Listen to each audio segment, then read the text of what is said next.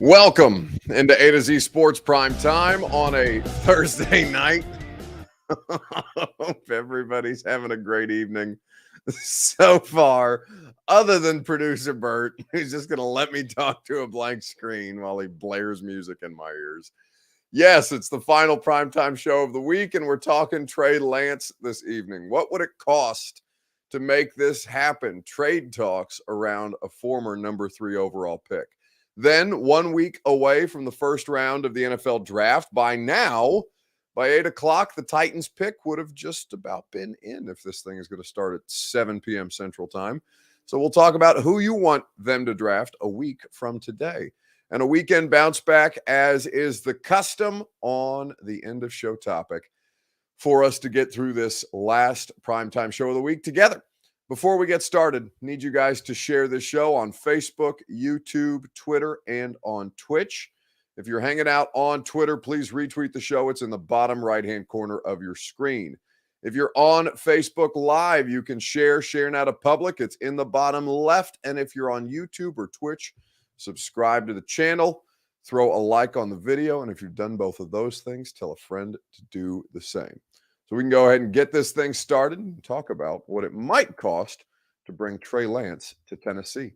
Welcome into A to Z Sports Prime Time from the Superbook Sports Studios. I'm your host, Buck Rising, and I'm proud, as always, to be presented to you by our friends at the Ashton Real Estate Group of RE/MAX Advantage. Your dream address without the stress is what the Ashton team will get you. The real estate intel edge you need to succeed is found at GaryAshton.com. Superbook Sports, where you go to wager on all your favorite major sports. Stanley Cup playoffs underway tonight. You can also bet on the NBA, Major League Baseball, and everything in between. Go to superbook.com for terms and conditions. And TrueMath Fitness in the Gulch, the best workout plan, the best coaching staff with the best workouts you will find. TrueMathFitness.com for your first workout free for the best version of you. So, Aubrey Calvin wants to know when the Titans pre-draft press conference is. Not until Monday at 1, Aubrey. So we got plenty of time between now and then. They're doing it rather late this year, which is fine. I'm not sure if there's one reason or another for that, but yeah, a little later than it typically is. So in the meantime, you saw the Ian Rappaport tweet about Trey Lance and the 49ers not actively shopping him, but being willing to take calls.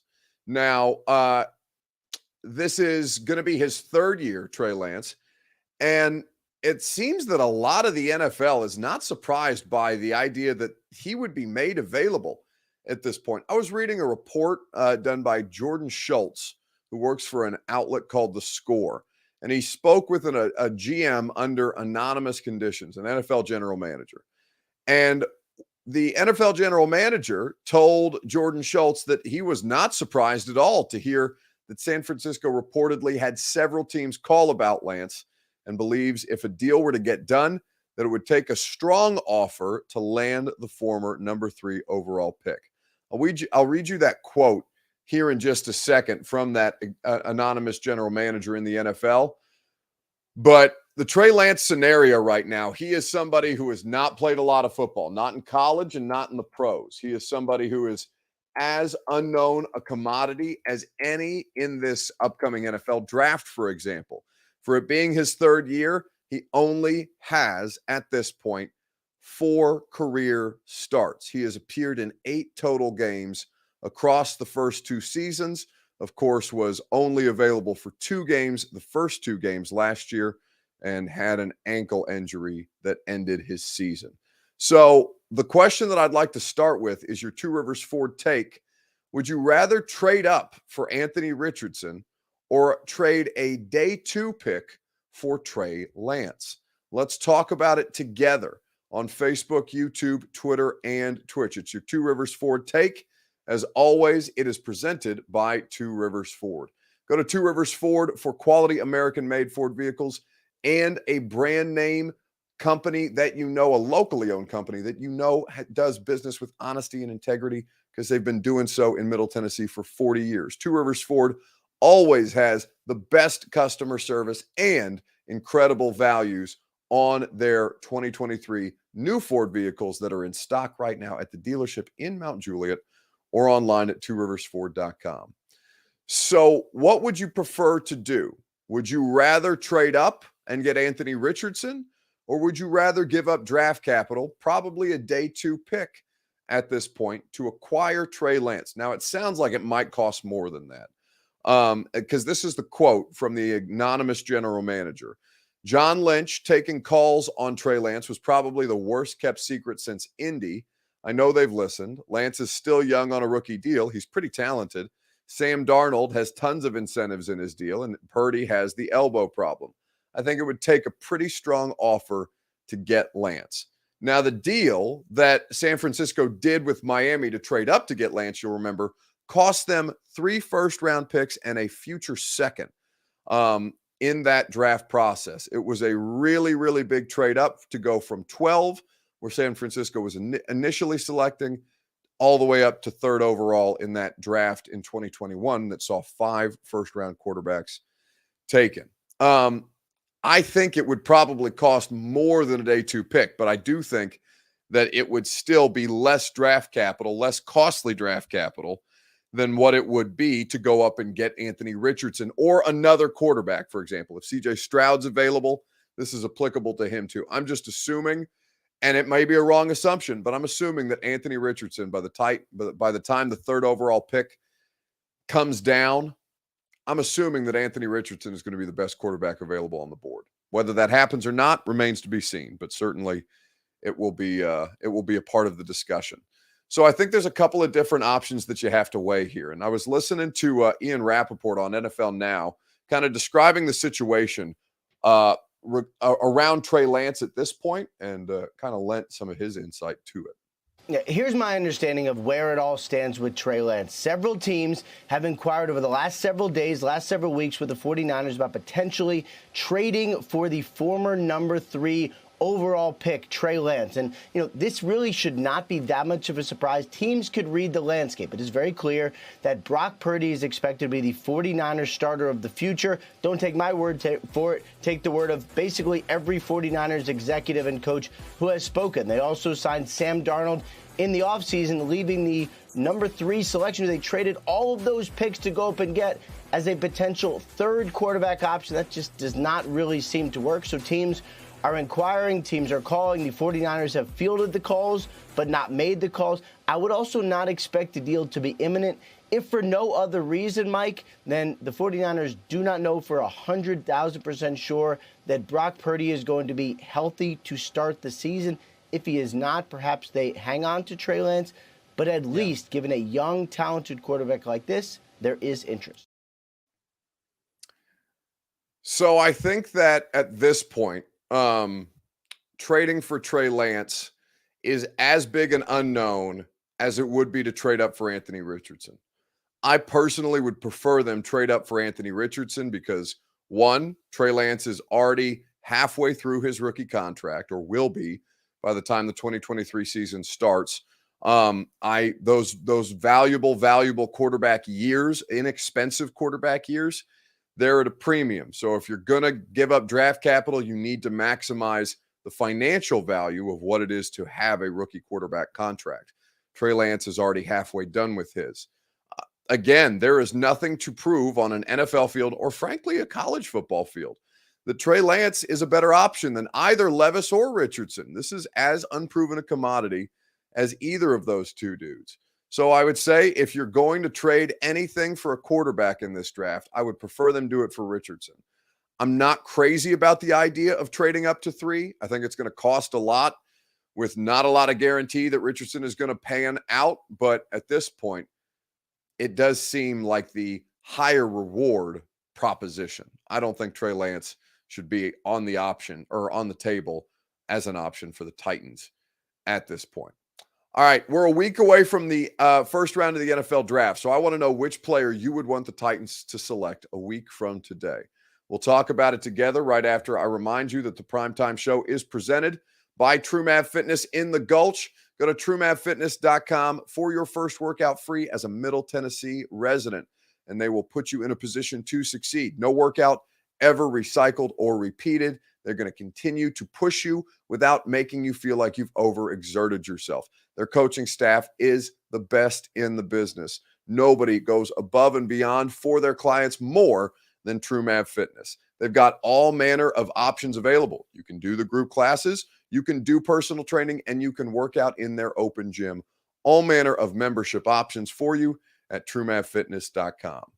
So looking at the various situations for the Titans on the table, which player would you want them to select a week from today? Robbie Ells, Paris Johnson Jr., John McDaniels with a cop-out, but I get what he's doing. He says, draft the best player available. Alonzo Henderson says Anthony Richardson. That would require a trade-up, I would think, but at this point, we will see. D-Good would like to see them take JSN, Jackson Smith and Jigba. So my buddy Jason Fitz has a nationally televised or nationally simulcast radio and television show for ESPN. It's Fitz and Harry with former Titans wide receiver Harry Douglas, also a good friend of ours around here. So Harry and Fitz, they are doing a Titans mock draft, right?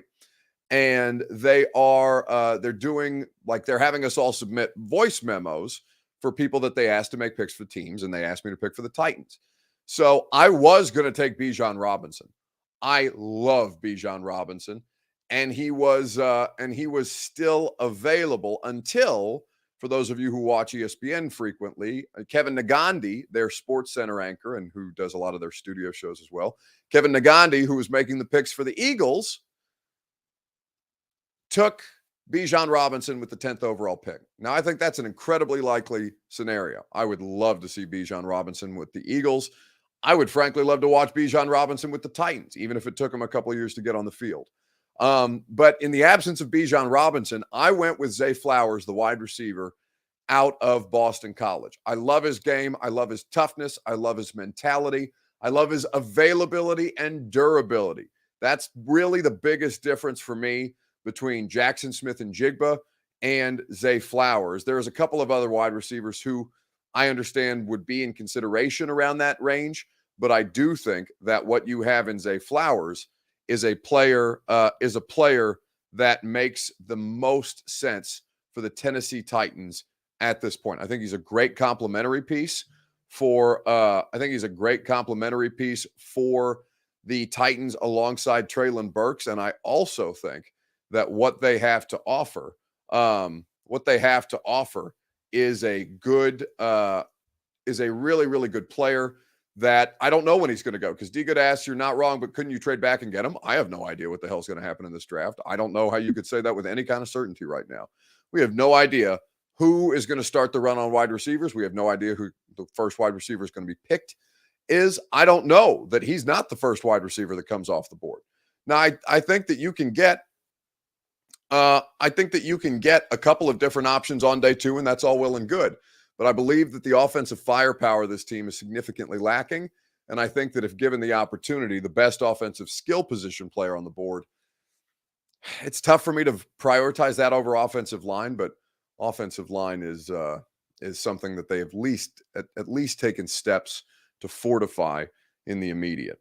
Let's move on and let's do a weekend bounce back. Who needs to bounce back most in sports this week? Let me know on Facebook, YouTube, Twitter, and Twitch how you think or who you think needs to bounce back most in sports. We'll talk about it together right after I remind you that the Primetime Show is presented by our friends at the Ashton Real Estate Group of RE/MAX Advantage. The intel edge you need to succeed can be had at GaryAshton.com. Nobody has better information on more properties than the Ashton team, and they will put you in that position to succeed with that intel edge. Go with the team that your favorite teams trust. That's the Ashton Real Estate Group of RE/MAX Advantage at GaryAshton.com. So who needs to bounce back most in sports this week? Let me know on Facebook, YouTube, Twitter, and Twitch. I think that there's a couple of different options that should be on the table here. Caleb Gray says Draymond Green could use a bounce back, just won't be in the next game. That's correct. Got suspended, caused a chest contusion, I believe was the diagnosis on Domantas Sabonis. the big man for the Kings, who Draymond stomped on in the in the second game of that series. So Draymond's going to miss game 3. Draymond could use bounce back. But speaking of the NBA, the Los Angeles Lakers could use a bounce back. The Ja Morant-less Grizzlies beat them last night. LeBron had 28. They made it hard on him, but he was still a productive player out there. Even after the fact, though, Dillon Brooks, who got in foul trouble early, who only had 12 points on the night, decided to put his shades on, his player hater shades, and talk some shit about the one that they call King. And when they started making a run. There are some people, the Lakers are making that run, they get it to 14. You and LeBron have that exchange. There are people out there that say maybe you shouldn't do that with one of the better players in the game. What were you thinking? I don't care. He's old. You know what I mean? I was waiting for that. I was expecting him to do that game 4, game 5. He wanted to say something when I got my 4th foul.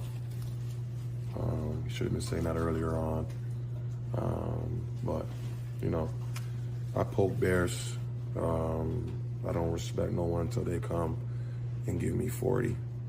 I pride myself on, what I do is defense and taking on any challenge that's on the board. So that is Dillon Brooks saying he doesn't respect anybody, including LeBron James, until they give him 40. So if anybody could, even though he's almost 40, it's LeBron James. And I think that's entirely possible, what he's doing. Now, I love that Dillon Brooks is a shit talker. I really do.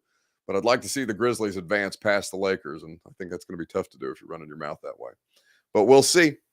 That's going to do it for us tonight on the Primetime Show. Abbreviated, I know, but we have an event tonight that we need to get to support one of our friends, Josh Black, local comedian. He's doing a 420 show at Zany's. And producer Robert, producer Lucas, and myself, we're all going to go over to Zany's tonight to watch our good buddy Josh put on a show. So I'm excited about that. The Music City Roast Battle. If you haven't got your tickets, I think they're still selling some. Show doesn't start till 9:30. So we're going to give ourselves some time to get over there, though, and get ready to rock. So have a great rest of your evening. Have a great weekend. Radio show tomorrow is jam-packed. Diana Rossini of ESPN. She's going to talk about a lot of these trade rumors. We're going to get into the Kevin Byard situation. Diana's got good info on that. We're also going to have Coach Dave McGinnis of Titans Radio to talk some prospects, and certainly will be a lot of fun from 10 to 1 on 104.5 The Zone. So hang out with us there, and I will see you Sunday night, if not tomorrow, on the radio show on A to Z Sports Prime Time. Are you surprised to hear that? Certainly not. The first year we took it to the limit. And I was in Miami with my new beach house. Well, it was a couple minutes from the beach. It's been 20 years since then. We haven't been too strong in the last few years. Oh, we've been strong. We're just playing by the rules. You can't have a newcomer come in and steal a show.